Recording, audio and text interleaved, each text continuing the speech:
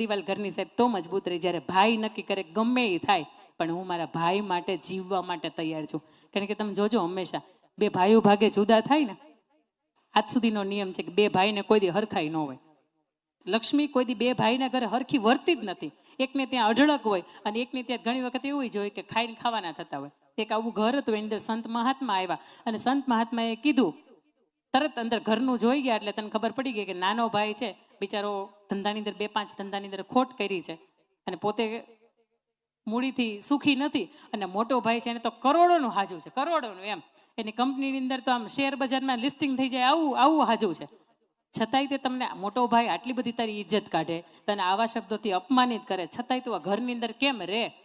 તારા બાપા કાંઈ બોલતા નથી? તો કે બાપા તો સમાજની ઇજ્જત છે ને એની અંદર એ જુદા ન અમને કરી શકે, પણ હું છે ને એ ભેગો રહેવા માટે રહું છું. મોટો છે ને ભેગો કરવા માટે રહે છે. સાહેબ ઘરની અંદર રહેવાય પણ ભેગું રહેવા માટે, ભેગું કરવા માટે ન રહેવાય. અને મેં આજ સુધીમાં જોયું છે કે ભેગું કરવા માટે રહ્યા છો ને એનું જિંદગીમાં ભેગું નથી થયું. દવાખાનામાં જ જાય, અને જેના દવાખાનામાં ગયા છે ને એ યાદ રાખવું, કાં તો આ જન્મનું કંઈક કરજ કોકનું બાકી રહી ગયું, લૂંટીને લઈ લીધા, અને કાં તો ગયા જન્મનું કંઈક કરજ બાકી રહી ગયું, તો જ દવાખાનામાં ડૉક્ટર તમારા પાસે લઈ જાય. નકર ઘરની અંદર માંદગી આવે જ નહીં. આ ઘરની પહેલી દિવાલ છે કે ભાઈ તરીકે તમે મજબૂત રહો એટલે વિશ્વની કોઈ પણ તાકાત હોય ની વાર ન કરે. ને કરે ને એટલે તમે જોજો ગામ આખું ભેગું થઈ જાય. ઘરની અંદર બે ભાઈ હોય ને ભેગા થઈ ગયા હોય એટલે દુનિયાની ગમે એવી વિશ્વની મહામારી આવે ને તો બે ભાઈ ભેગા હોય ને એટલે એનું કંઈક સોલ્યુશન નીકળે.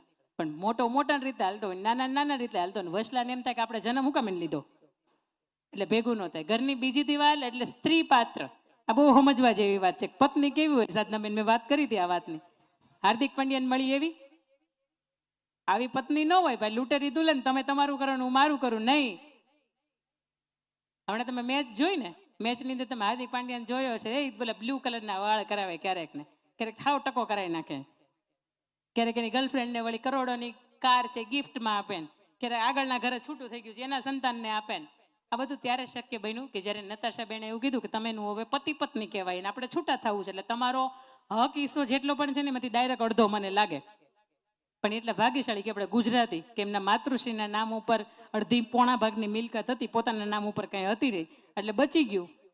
મમ્મીના નામ ઉપર હોય ને એટલે બચી ગયું. સબસિડી મળે ને ભાઈ, ઘણાય નથી લેતા મકાન મમ્મીના. મમ્મી કે એટલા બધા કિંમતી છો એટલે નહીં, સબસિડી મળે ને એટલા માટે લે છે.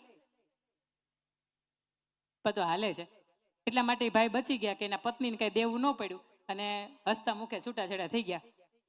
પણ અત્યારના છૂટાછેડા મેં કેવા જોયા છે ખબર છે? મને નથી ખબર તમે જોયા છે કે નહીં, પણ હા અત્યારના મેં છૂટાછેડા એવા જોયા છે. પોખણા કરીને આપણે લાવીએ, 6-8 મહિનાની અંદર હાલે, વરસ